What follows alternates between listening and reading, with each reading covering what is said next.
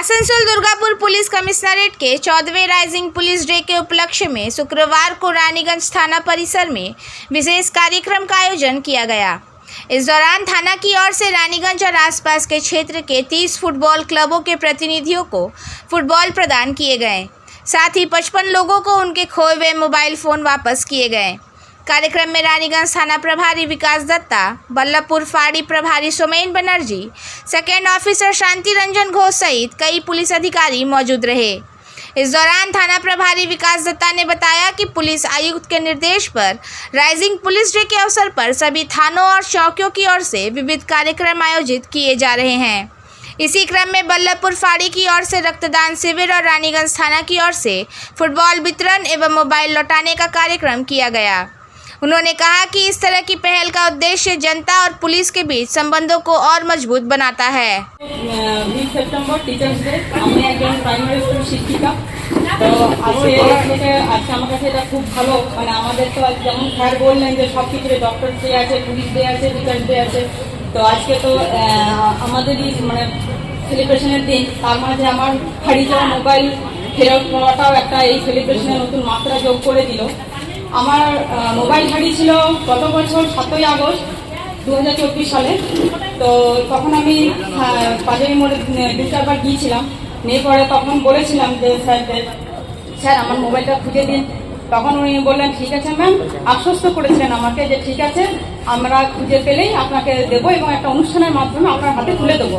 সেই সময় আমি আবার তাদের কাছে বলেছিলাম ওনাদের যে বেশ তো সামনেই তো 5 সেপ্টেম্বর আসছে, আমি তো একজন টিচার, সেই দিনই আমাকে এটা আমার হাতে প্রদান করুন। বলছে বেশ।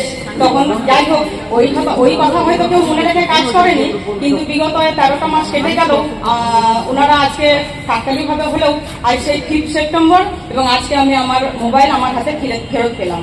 13টা মাসের অপেক্ষা ছিল ঠিকই, এটাও সত্যি যে আমি হয়তো অনেকটা ভুলেই গিয়েছিলাম বা পাওয়ার আশা ছেড়েই দিয়েছিলাম।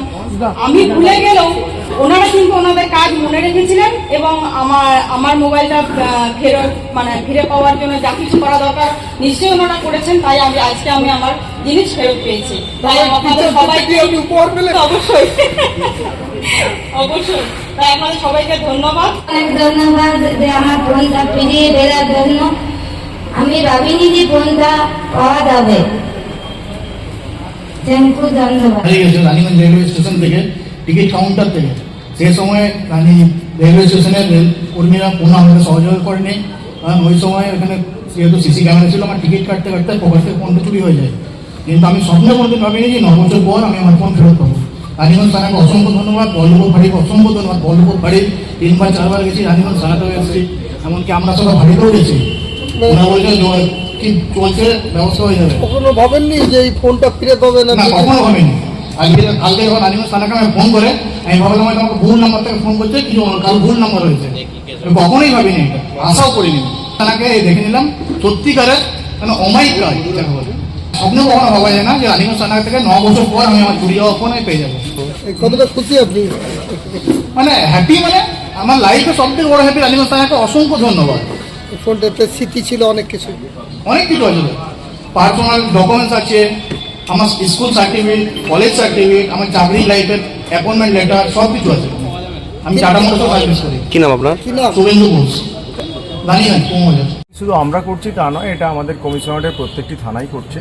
আমরা তার ব্যতিক্রম নই, আমরা আমাদের সাধ্যমতো করছি। আমাদের রেজিং ডে পিরিয়ড চলছে এখন 1 তারিখ থেকে 7 তারিখ পর্যন্ত। আমাদের মাননীয় কমিশনার সাহেবের নির্দেশ অনুযায়ী আমরা এই কাজগুলো করছি। বিভিন্ন থানা বিভিন্নভাবে করছে। আজকে সৌমেন বল্লভপুর ওপি খুব ভালো কাজ করেছে, 111 ইউনিট ব্লাড ডোনেট করেছে আজকে। এবং আজকে আমরা এই 55টা মোবাইল লোককে ফেরত দিতে পারছি। এবং তার সাথে সাথে যে ক্লাবগুলোকে 30টা ক্লাবকে আমরা ফুটবল দিলাম, এটা আর কিছু না, আমাদের একটা কমিউনিটি পুলিশিংয়েরই একটা পার্ট। আমরা যাতে জনগণের সাথে আরও কাছে যেতে পারি, জনগণ আমাদের কাছে আসতে পারে, আমাদের পুলিশিংটা সুবিধা হয়, সেটাই আমাদের একটা উদ্যোগ, ছোট্ট উদ্যোগ, একটা প্রয়াস, বেশি কিছু না।